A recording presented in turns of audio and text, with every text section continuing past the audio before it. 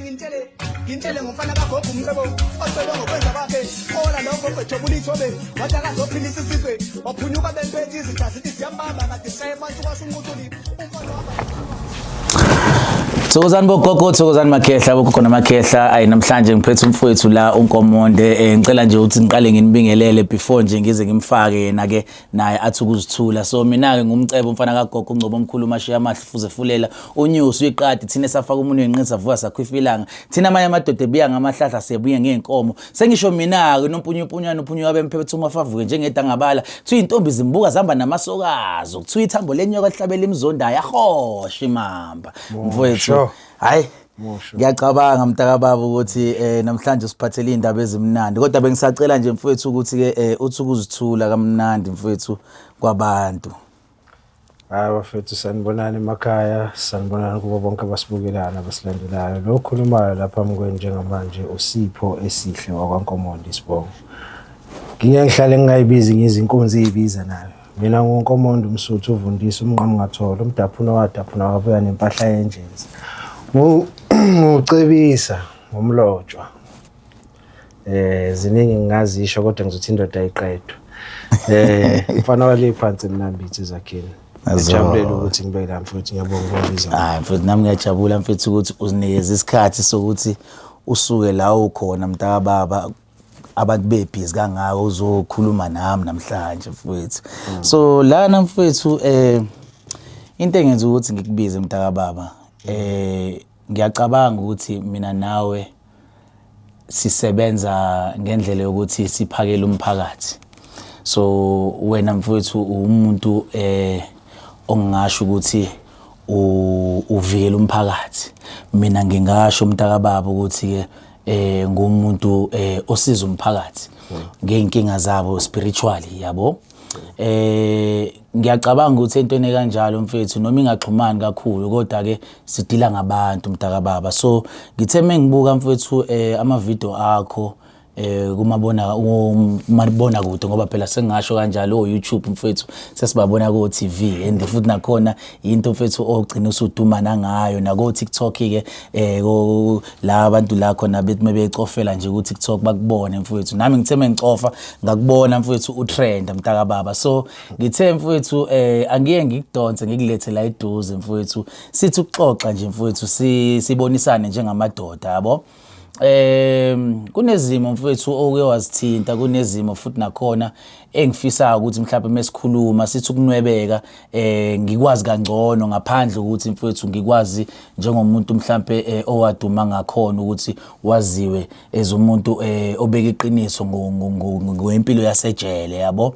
Ngiye ngabona kuma episode akho kuNkomonde ngoba ngumuntu othanda ukukulandela ngibheke mfowethu ngabona ukhuluma futhi kunye episode 4 mengaphosisi ukhuluma ngeself esteem. So entweni kanjalo mfowethu mase sengiyibukisisa kahle ngabuka ukuthi iyaxhumana futhi naleya video yakho leya eyasabalala ngoba abantu abaningi mfowethu abasuka beboshiwe mebephuma ngaphandle mntakababa. Ngiyacabanga ukuthi baba nayo lento ebashayayo ngoba nje bawubalile mfowethu ukuthi ziningi izinto ezenzakalayo eziqeda ubudoda lapha ngaphakathi. Uthola ukuthi umuntu mase sephumile sela ngaphandle ushawe self esteem kodwa uthola ukuthi uzenza tough azenza umuntu engathi mhlawumbe nakhona umhlaba owakhe kodwa ebeyazi kahle ukuthi khonto eyamshaya elika imudla mihla namalanga mfowethu. So nje mfowethu ngolwakho ke nje uvu mfowethu bengisacela nje ukuthi uthi halamuzi usibeke mfowethu ukuthi uyibona kanjani leyo nto leyo. Ukugqoka imask ekuthengazathi into ethile ungeyona. Ikubona kanjani? Yeah. I-self torture but. Yeah. Kuyilimaza ingqondo, kuyilimaza umphefumulo wakho. Yabo leyo nto leyo. Masakhula seyingane bafu. Kuba khona isikhathi la sokuphila impilo yokukhohlisa. Yeah. Ukukhohlisana yabo. Khona ipoint la empilweni mawumuntu noma ngayimuphi umuntu khona ipoint la empilweni ojela ukuthi wazikhona yonke into yabo uhlakanipha ukudlula bonke abantu yabo leyo nto leyo. And in most cases kuba kaningi kuma teenage years or kuma 20s kenzeka na kuma 30s but kaningi ugcwele kuma-20s nakuma-30s yabo leyo nto leyo ukuthatha ama-wrong decisions thinking wenza into e-right yabo leyo nto leyo bro kule space okhuluma ngazo kukancane ukuthi kube nomuntu ophuma i-mental health yakhe i-well balanced because mangathiwa nawe sikuvalela la sishuthela khona njama mhlawumbe sikuvalela inyanga yonke awuphumi la ungaba traumatized to some extent yabo leyo nto and la buka ubi-luxury unosofa nje nezinye izinto plus nangaleyo yabo but in a month ungabe usudinekile and ingabe sikufrustrate lento yokuthi ngifuna ukuphuma la so can you imagine umuntu ozohlala maybe 5 10 20 years endaweni eyodwa yabo leyo nto leyo i-routine yakhe into eyodwa uyavuka uyabalwa uyaphakelwa wenza into oyenzayo for the day emini antambama uyovalelwa ya understand i-routine eyodwa every day leyo nto leyo obviously izokulimaza uthanda ungathanda izokulimaza so on top of lapho futhi kumele lento icaciswe because nginokubona abanye abantu ngathi banokungu-misquote uma ngikhuluma ngalento abantu abasebenza kuleya ndawo ayikho into abayenzayo oppressa labantu abakuleya ndawo abantu abakuleya ndawo yibona bebodwa abaphilisana impilo ekungeyona kabuhlungu understand and obvious mfethu nomunye ufuna ukuprovela abanye ukuthi naye la so angakhona uyinsizwa yabo leyo nto leyo so indawo ethafu nje leyana ukuthi kukancane ukuthi ungangena kuyona uthi awuyi-experience nge-trauma and I think abantu mabecabanga i-trauma bacabanga indaba yokumolestwa nani maningi ama-factors bro maningi ama-factors bro angaba traumatic understand besides indaba yokumolestwa yabo leyo nto leyo kunabantu abangena kulezi indawo umuntu engakaze abhema ngisho ugwayi understand agcina sebhema but ngaphakathi uphuma eseyijunkie not even ukuthi ubhema inkawuza or yini ubhema like hardcore drugs understand ngenxa ye-trauma ayi-experience ngaphakathi ngenxa ukuthi mhlawumbe ayitshela ukuthi uzokhopha yabo i-coping mechanism yabo leyo nto abanye abantu bangena kulezi zinto beyitshela ukuthi bazokhopha kanti bro akubona umdlalo leyanto mfethu akubona umdlalo so kukancane ukuthi I'm not saying ukuthi bonke abantu abaphuma lapha abekho grand ekhanda ngifuna futhi abantu bangi-misquote kusasa kuthiwa le ndoda yathi abantu abaphuma lapha abekho right no I'm not saying that but engikusho ukuthi for most yabo ne bacindezelekile bakhona bangakutshela futhi abananofakazi abangakutshela ukuthi mina le trauma uMr Nkomondo akhuluma ngayo ngi-experience ngoba ngendlela amanuve ngayo ngendlela mhlawumbe ne-financial muscle ngayo yabo so siyazi ukuthi siphuma emakhaya la i-financial muscle khona ingekho yabo nasemphakathini siphuma kuyona i-financial muscle ayikho so ufuna ukungitshela ukuthi umuntu onemali yena akahlukumezeke ejele angisho ukuthi akahlukumezeki khona la izokwazi ukumsave khona khona la ngeke izikwazi ukumsave khona yabo but ungalingi uboshwe nawe unemali ucabanga ukuthi uyohlala libhojozi kodwa at least kube kunabantu who are willing ukuthi bengamane kufe bona ukuze kuphile wena yabo leyo yazi mntakababa ngifuna ukuthi sike sithinta itopic ebalekile sithinta itopic yeinkambi yabo but ke ngiyacabanga ukuthi kubalekile ukuthi nawe uma ukhuluma ngithi ukuthinta kancane la usuke ukhulume khona mntakababa yabona uma ukhuluma ngabantu ukuthi bashayeke kanjani ngikhulele lokishini nami yabo ngeke ngababona abantu bephume ejele ngabuka ibehavior yabo yabo nala ngisuka khona mfethu mengisuka khona ngeza nala eGoli ngahlangabezana nabanye futhi yabo ngike ngathi ngifisa ukusebenzisana nabo kodwa ke ngathola ukuthi abakushiyanga ngathini unamfethu i-teenage life basahamba nayo ngoba bathi bebeboshwa mhlambe baboshwa besabancane and then uma sesephumela ngaphandle usakhumbula leyanto leyayo ukuthi ngathi angabuyela kubeni teenage yabo ekukhulumeni kanjalo mfethu ngeke ngaba neexperience noma ngeke ngize ngimention amagama yabo ngenxa yokuthi mfethu kwaba khona umuntu engezwe kuthiwa wephuma ejele naye wadisplaya umsebenzi wakhe mfethu on social media nazo zonke lezo zinto lezo. Ngenxa yokuthi mfethu I'm a businessman, I wouldn't say a successful one, but ngoba ngumuntu omusha kuleli business emabhizinisini, and ngithi mengibona ifinance ikhuphuka ngiye ngicabanga ukulula isandla mntaka baba ngithi ukusiza abantu yabo. So ngathi mengibuka lento mfethu ngenxa yokuthi wenza umsebenzi omuhle, and mfethu ngeke ngize ngimbekele phansi mntaka baba ngoba ngakithi mengikubukela kude lo ayekwenza ngasho ngacha umsebenzi wakhe mfethu muhle, othi ngiye ngizama ukuthi ngiyisondeze. Mengiyisondeza ngisondela futhi nakhona hayi ukuthi kwabe yimina engasukela, kwaba abantu ayesebenzisana nabo abathi hayi asike sivakashele lensizwa ngoba nayo ikwi-social media. So ngathi mina cha nami ngiyawuthanda umsebenzi wakhe yabo, asike sizama ukuthi sihlangane yabo. But ke mfowethu ngabuka ukuthi ngesinye isikhathi labantu mebephuma bashaye ngalendlela leyo ukuthi mebethola into encane empilweni baba nokuyithwala. Umuntu ayitshela ukuthi ungcono kunomunye yabo, ayitshela ukuthi ngenxa yo connection yezinto azaziyo omunye umuntu akumele kube ukuthi ambukele ngale ndlela noma esengaphandle umuva njengebhantinti, yayibona into kanjalo.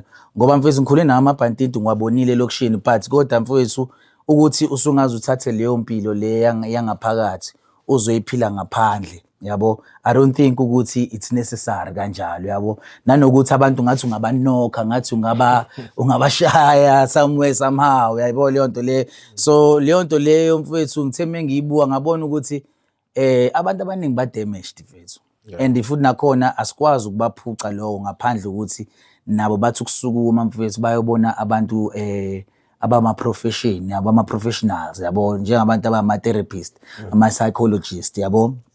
Ngenxa yokuthini? Ngenxa yokuthi awukwazi mfethu ukuphikisana nomuntu othi uzama ukuzokusiza yabo.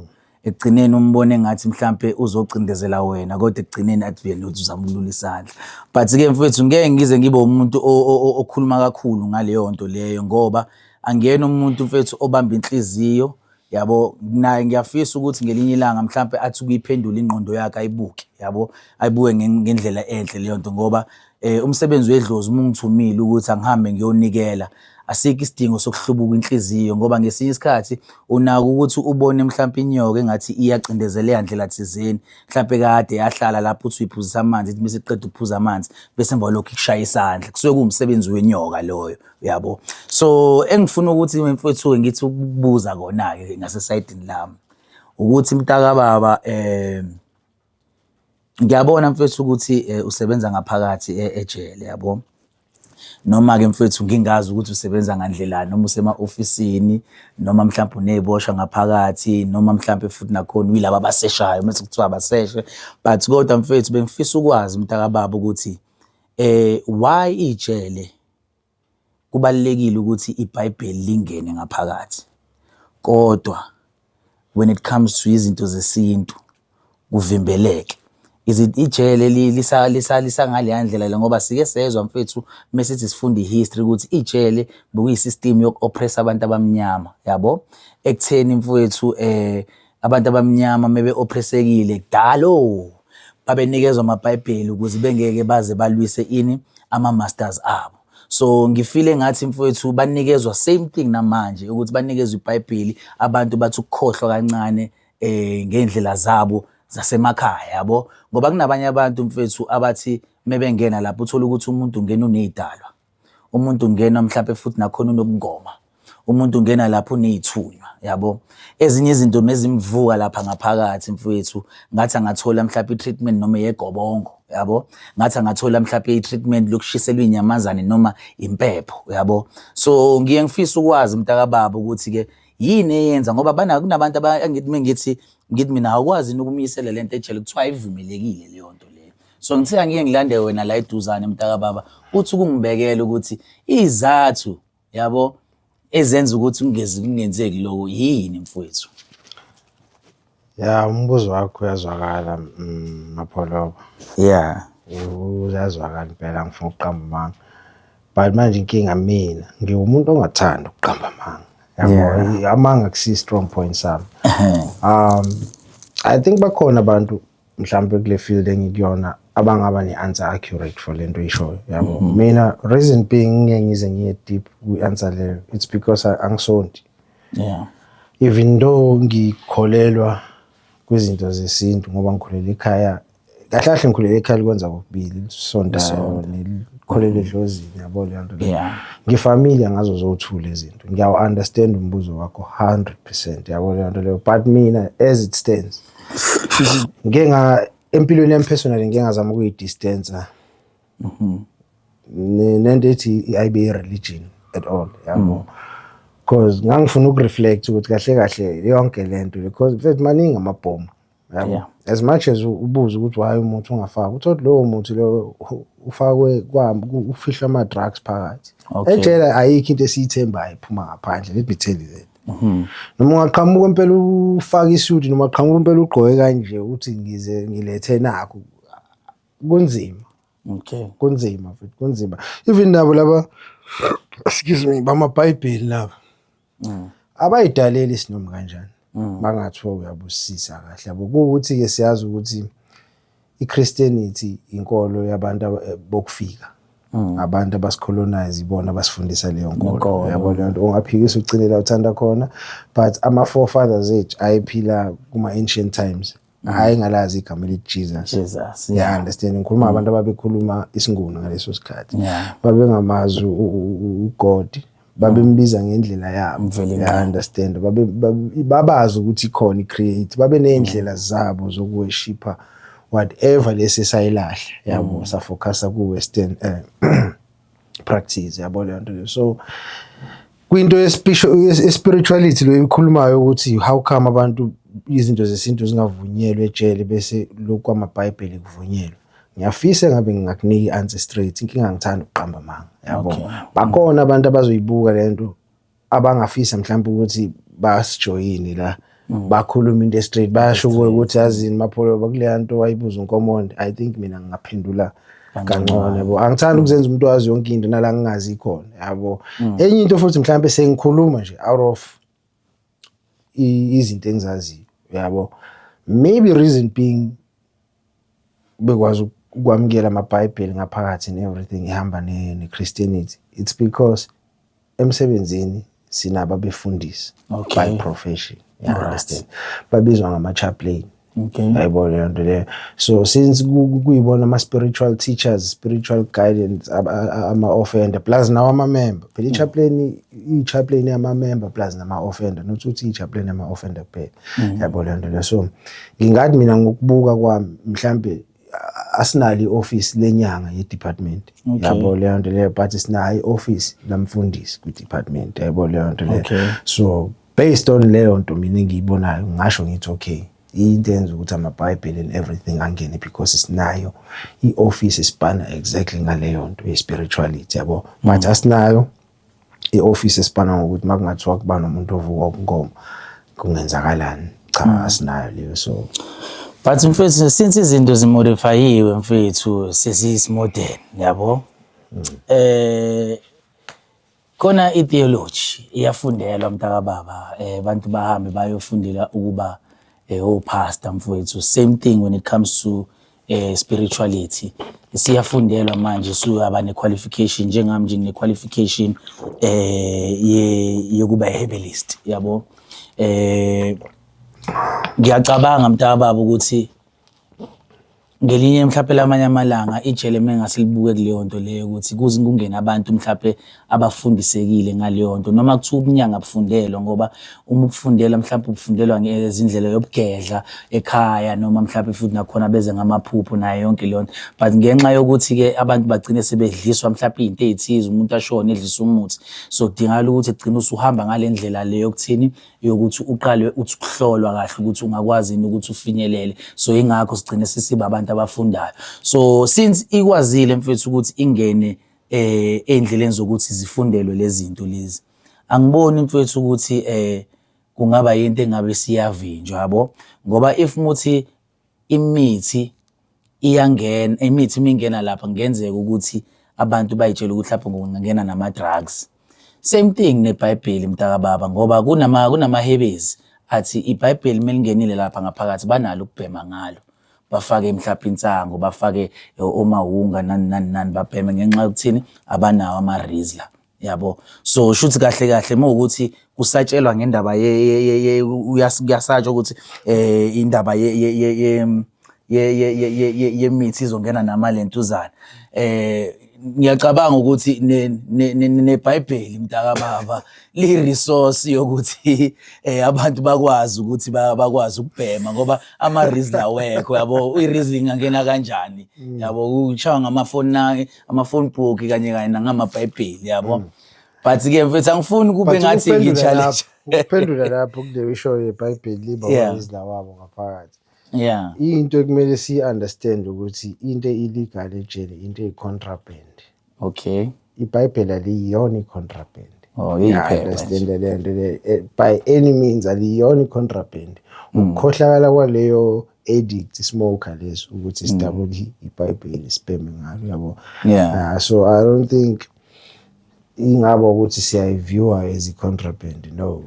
Okay. No, not at all. But engakusho nje mfethu ukuthi kule lizwe lethu mapholoba iningi yindi indlela ekusamele siyihambe as ama-citizen si-challenge i-constitution ye-country yabo, because yonke lento iqala le phezulu yabo.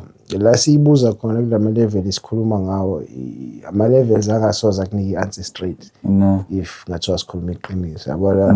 Qala ku-constitution lento iqala kubo bonke abantu abagcwele lapha eParliament, I understand. Yeah. It's not like njengoba ukhuluma kanje angikho aware of indaba zenyanga nezangoma. Ngikhulele endaweni lapho ngibabona labantu labo lento. Kufana nawe like ngikhuluma nje endaweni esimile to ukhuleka kuyona. So acknowledge futhi lezi zinto yabona nto le ngoba ngiyazi i-black magic ya exista. Abantu mfethu bayathanda ukudlala yabona nto, we all know that yabona nto le. And there's khona nalezo zinto ejele ama-rumors ukuthi ama-offender athakatha angazi imithi asuke ithathe but kodwa it's pretty obvious ukuthi angithi akhona lapho uma engadini alimayo amanye alusa isimfuyo phela ngaphakathi and all that. So laba I think bayayithola indlela zokuthatha ihlahla ezithile benzeni lezi yabona nto leyo, but bayazi nabo ukuthi ngokweqiniso izinto ezingavumelekile lezo yabona. Okay. Yeah. So if mawukuthi mntakababa kuyenzeka ukuthi ubambe isiboshwa nomuthi, kungenzeka kanjani mntakababa? Ngifuna ukwazi ngoba phela lento le mfethu if uyawuvula and uyawubona ukuthi umuthi angazi ngoba ngazi ngihlangana neyiwasho nje mfethu uyabona. Kuyafana isiwasho siyakwazi ukuba amanzi asescooping na transparent keza ngaso mhlawumbe. So angeke uchithise umuntu amanzi like ezinye izinto, you know what mapholo, ezinye izinto lapha njengazo lezi zemithi kanje angeke manje usuzongenza ukuthi ngibe aware going forward ukuthi sike siyithole lezi zinto lezi. Musukufaka enkingeni mntakababa. No like manje akusinto engathini because insizwa phela zokutshela ziyachatha. Yeah. Kuvumelekile lokho kulona icala.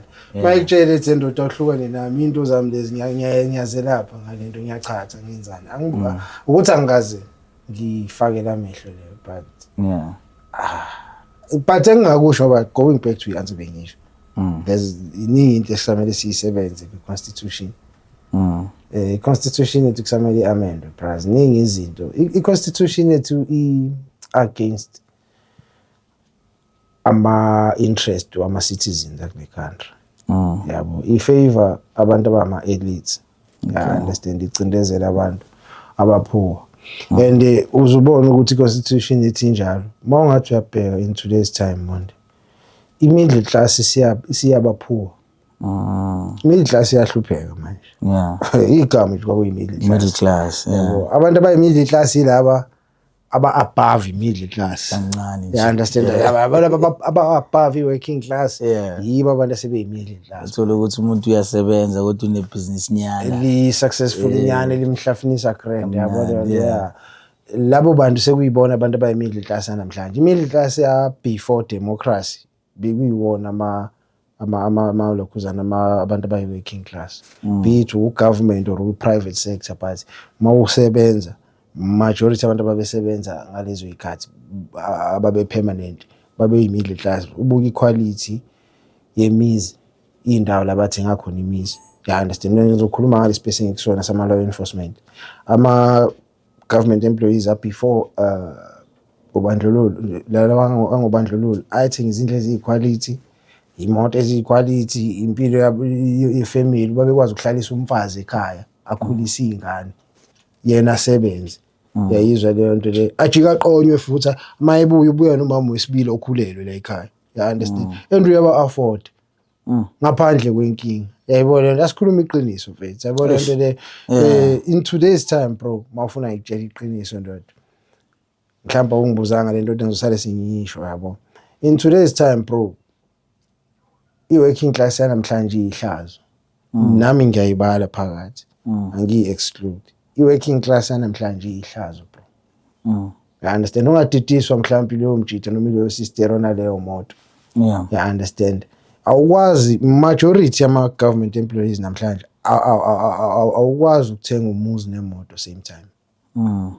On top of lapho ube ne-fro othi uzoba ney'ncosi nayo. Ngoba nabantu besifazane badinga imali. You understand the program. Angithi umuntu wesifazane uzana ney'ngane lapha kumele umzalise nani iy'ndleko lezo. Yabona lento le. Namhlanje ama-government employees anamhlanje, no matter ungaba u-doctor noma ungaba i-engineer noma ungaba i-lawyer noma ungaba whatever profession oyicabangayo, wonke ama-professions asebenza under government namhlanje uzobathola abantu abakuma-credit review lapho, uzobathola abantu aba-blacklisted lapho. Ya understand leyo nto leyo. Leyo nto leyo mfethu kumele ikutshele, it speaks volumes bro. Ya understand leyo nto leyo. In today's time uyakwazi ukuthola a qualified doctor i-unemployed kule country, ne-lawyer zonke. Ya understand leyo nto leyo. Sekunzima ukuthi ungasichomela ukuthi udokotela because sokutshela ukuthi ungasichomeli ngoba singakubona uhleli ungasebenzi. Ya understand leyo nto leyo. Ibuhlungu impilo ephila namhlanje, and manje into ebuhlungu kakhulu yabo mfethu, yonke lento engimentionayo yokuthi middle class isiyaba poor today, leyo nto i-result ekuthenini kube ne-high level of corruption. Yabo, sebeze bakutshela abantu bathi yonke into ine-price. Ya understand leyo nto leyo.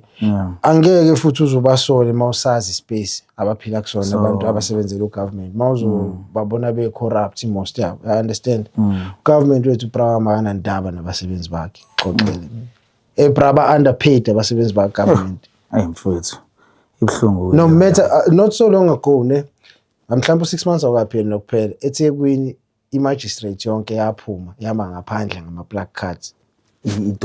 Itoyitoya bro. Akutshela ngama-judge, ama-judge, ama-attorney, ama-prosecutor, zonke bonke lapha kwi-legal system. Bekhala ngokuthi u-government mfethu imali abayithola khona u-hand to mouth mfethu. Sure. Wonke umuntu osebenzela u-government ngiyakutshela ungadidiswa ukuthi uqashe mhlawumbe kuma-penthouse, mhlawumbe uhamba ngalezi imoto because abanye abantu baphilela phela ukuvalidate abanye abantu yabo. Yonke into under government, mina ngiyakutshela straight, yonke into esebenzela u-government iyahlupheka bro. The only person ongahlupheki osebenzela u-government or involved with corruption ozibambela. Yabona njengale genge le ekwa-health, ukuqola amalokhuzana indento le, ukuqola ama-medical aid, ukurobha ama-medical aid. Ya understand, uthatha amathenda, zonke lezi zinto lezi oyibona zenzeka kuThembisa Hospital, baningi odokotela ngathi mayitrace le nto bathola ba-involved kule nto. Ya understand le nto bro. Akekho udoktor osebenzela u-government, ngintshela kanje. Yayizwa, akekho udoktor futhi hayi udoktor kuphela, ayikho i-profession noma ungayitshela ukuthi uthwempi kanjani, ayikho i-profession esebenzela u-government well off. Uba well off ngokuthi kube khona imikhubo yenzayo behind the scene emsebenzini. Mfethu, yazi ngifuna ukuthinta. Sahlupheka ndoda. Ngaleso sikhathi sihlupheka kanje. Abantu mfethu abangakho even on the ground mfethu ngizwisa ubuhlungu lento. And if kumele ngiyithathe ipunch kule nto engizoyisho manje, so be it, ngizoyithatha ntanga. Bro, kungiphatha kabuhlungu ukuthi ama-members of parliament, ngake ngezwa many years ago, angisakhumbuli leli politician elalithi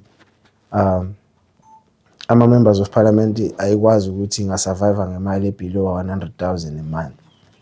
Lo muntu usasenama-benefits, house allowance, car allowance, cell phone allowance, whatever allowance unawo problem. Lawa thina on the ground asinawo. Yayizwa le nto le? And uma uthi uyabheka kulo 100,000 bro ngale kulabantu aba-on the ground uyazi ukuthi mina nje ngizokwenzela umzekelo. Iboshwa engiyigadile mina mhlawumbe nabantu engisebenzile bangakutshela. Mina ngiyakwazi ukuba ngedwa ne around iboshwa mhlawumbe more than 50 or 100.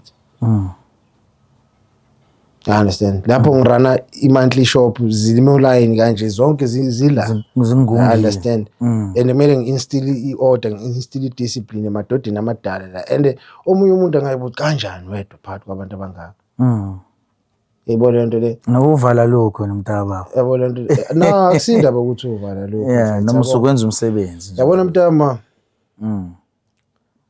Mina ngihla ngiphuma ekhaya ngina 18 ngiyozama impilo. Ngayitshela ukuthi ngiyosebenza. Yabo. Mina ngisile genge ehlanganelwe because mhlawumbe nginabantu engibaziyo emndenini abakulama departments or ngabribe or ngalala abantu cha. Yabo. Indlela le umdala engidalele yona ukuthi ngisebenze. Ingako omunye uzoyibuza ethi le out kanjani ithi irun ama-office amabili eSpanini. Yabona lento le njengoba ngangishilo kule interview leyana ukuthi ngangirun ama-office awu-2 eSpanini. Bro, mawufana nami mina ngifuna ukwazi umsebenzi. Yeah. I understand. Angisilo umuntu ozothi mamtshela ukuthi mfethu sicela usenzele ukuthi angikwazi ukugoloza eSpanini. Ugoloza kanjani ungazazi izinto ezenzekalayo lapha? Yeah, ngoba if ufunda ngala ungathola mhlawumbe ungathola neposition engconywana. Besides nokuyikhuthaza kwakho mntana. Besides position bro. Angithanda ukuyifaka entweni engayi-understand fully. Okay. Kumele ngi-understand into yakho ukuthi ihambani. Yabona lento leyo. And uyi-understand ukuthi ngipho sezibeni. Yabo. Ukuze uzokwazi ukufunda ukubhuka. Bro, abona mina abantu abaningi bana ungibuza intwana wena unavalo kahle kahle akusindaba yovalo bro.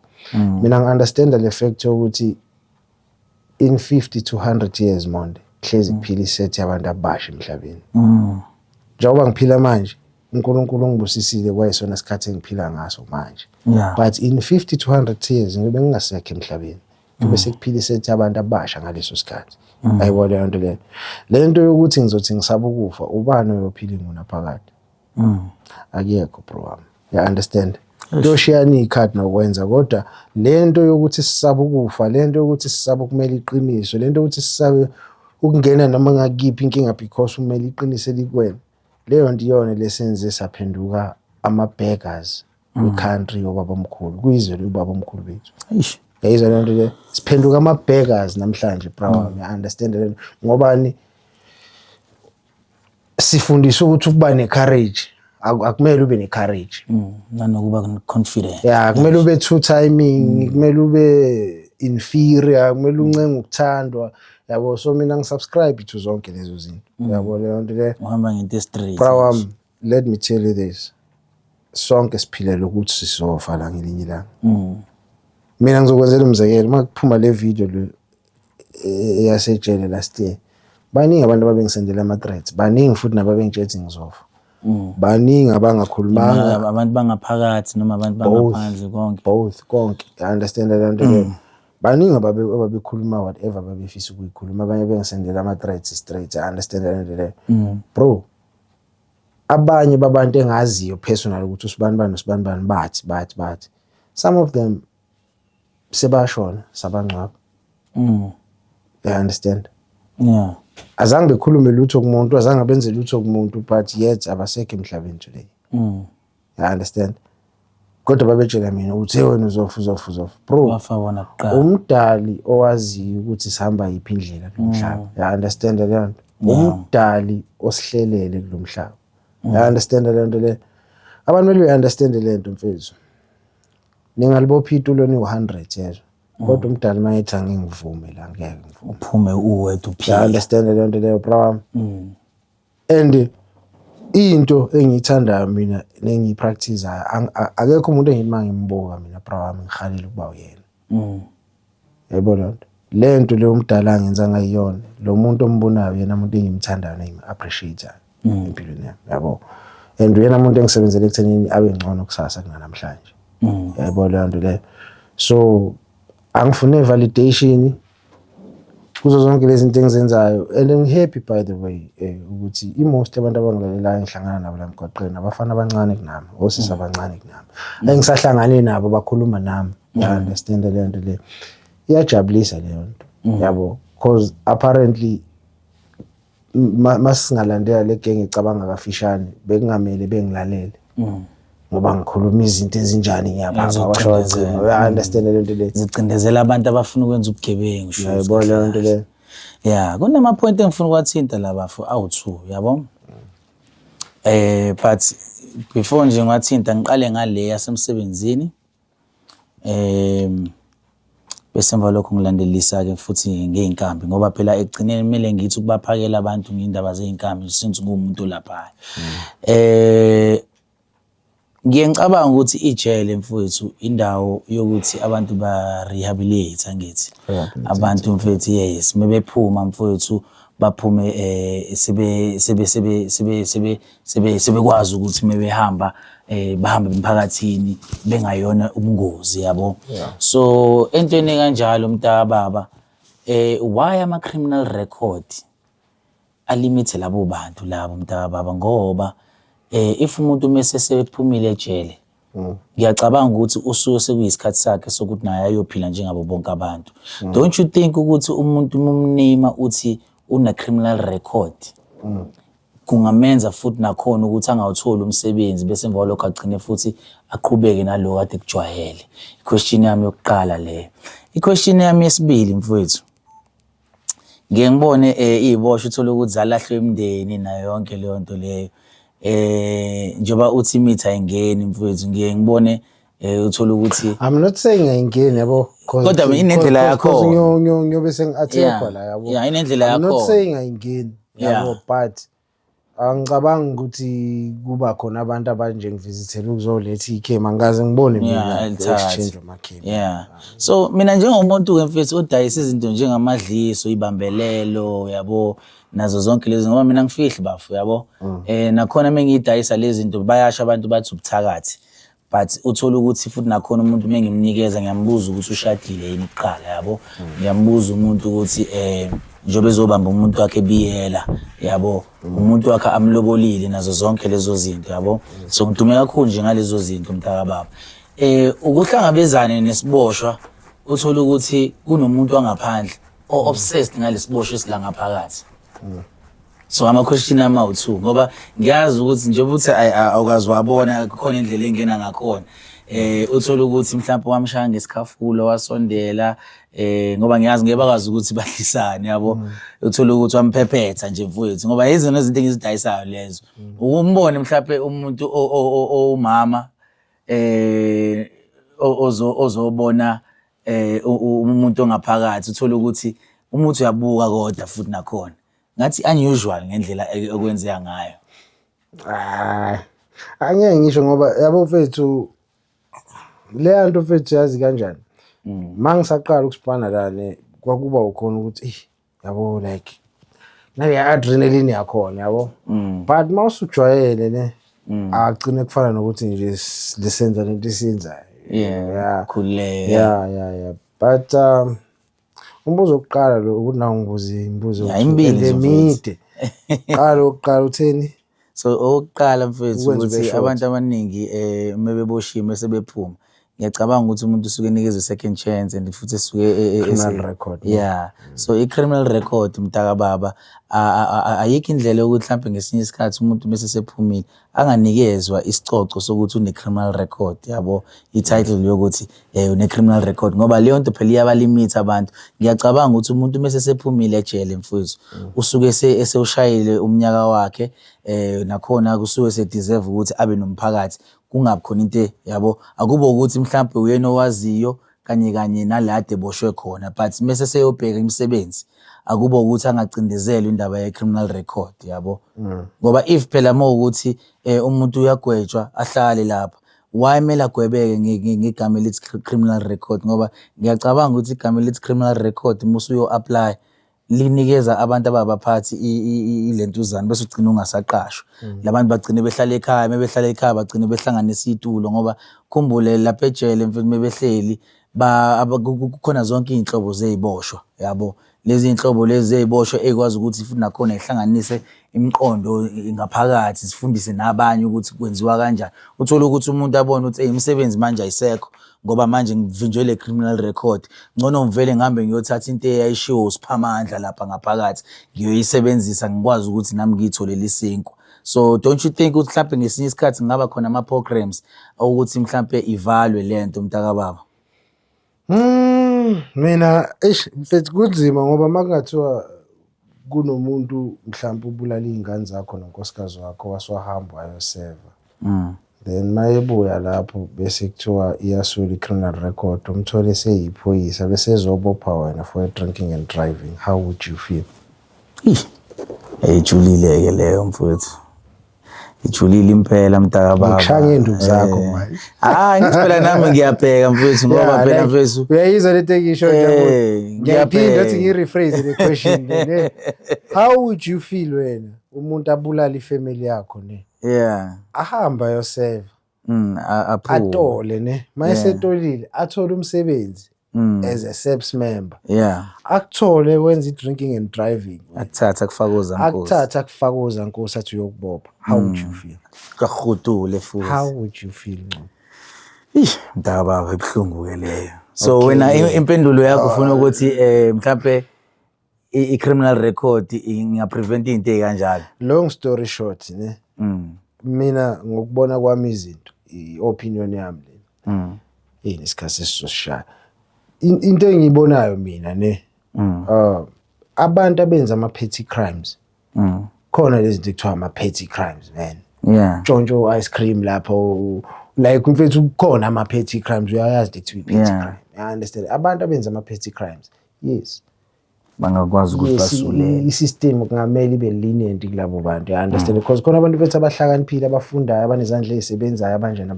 Abenza nje le lokho. Wathikamezeka nje wenza i-mistake. Yabo lo muntu lo baningi abantu abanjalo lo muntu lo bekungamele athole i-pardon. I understand. Bekumele kube khona indlela mhlambe ngokomthetho echallengewa ngayo lento umuntu mayesephumile ukuthi uapply into ethile azama kuyo contest into kanje. Yabo lento leyo cause yeni crime yakhe kanje i-nature crime. Ngasi mhlambe i-crime egrossam yabo ukuthi mhlambe wayebulala or wayerape yabo lezo zinto lezo. So abantu abenza ama-petty crime asowish ngathi ugovernment engayibuka kabili because kuneyintwana bethu ezino 16 years la ephuma endlaleni umuntu utshontshe isinkwe Shoprite. Basayabosha. Sekumele ube ne-criminal record for that man. Kunabantu abatshontsha ama-billion kwi-country. So wena ngokwakho uthi mhlambe mangase kwenziwe indlela yokuthi isulwe leyo nto kulabo bantu lawo noma mhlambe kube khona kungamele kudepende nge-nature crime. Yeah, noma kube khona lento leyo ukuthi njengoba ufundile mhlawumbe uyaba ne-doctorate uyaba ne-diploma uyaba futhi nakhona ne-degree why ne-criminal record ingabuwa ngegaba bekumele kube izinto kanjalo. Good point. Yeah, mhlawumbe usho ukuthi hayi le level 1 we-criminal record mhlawumbe uyi-low risk mhlawumbe uyi-medium risk. Yeah, because I think manje usuzothi wonke umuntu une-criminal record omunye umuntu usumbuka engathi useke wabulala. Kodwa mntakababa mfowethu singabisachithi isikhathi kakhulu mfowethu kungijabulisile ukufika kwakho la ngoba mase siyakhuluma manje kungashona ilanga ngiyabona nawe ukuthi umuntu ophuthumayo ngoba ushilo wathi ke uyongena mntakababa. So ngicabanga ukuthi senze kanje mfowethu sivale mfowethu bengingajabula mfowethu ukuthi ungatshela abantu nge-YouTube channel yakho and then nami bese ngiyabavalelisa mntakababa. Alright. Nganze kwethu lo elimbhekile uSipho Esihle wakwaNkomonde ngine-page la YouTube la ngizama ukuphemba khona i-platform yokuthi ngikwazi ukukhuluma ngikwazi nokuthi ngivulela umuntu ofana nami nawe oyi-normal law abiding citizen yabo ukuthi azoba nombono wakhe umuntu onengqondo kanye nomlomo wokukhuluma isense kwi-society. Ngiyafisa ukusondelana naye. You are more than welcome ukuthi ungeza kwi-platform yami sizokhuluma ngawo whatever sikhuluma ngayo khona lapha and even if to hambisana nama-views ami anginankinga yabo. You are more than welcome ukuze uzodebate nami i-page lami kwaNkomonde sina 2 months sinalo lelo page sesadlula ne-1000 ama-subscribers so ngicela nawe ujoyine kwikhaya elivukayo elakha umqondo elishintsha impilo nelikhulisa abaningi la ngaphandle. Ukwanda kwaleyo mthakathi ngicela ukushiya enganeni yakamapholo. Ngiyabonga. Bakwethu ke nani niyazi ke njengoba senza kanje into entsha le ngizamile ukuthi ngiqale lana hayi ukuthi ngiyadayisa bakwethu ngoba niyazi phela isikhathi esiningi ngiyazi njengomuntu odayisayo but ke ngingasho ukuthi mhlawumbe abantu abafuna ukuzongibona bangaza eParamoli opposite Orlando Towers.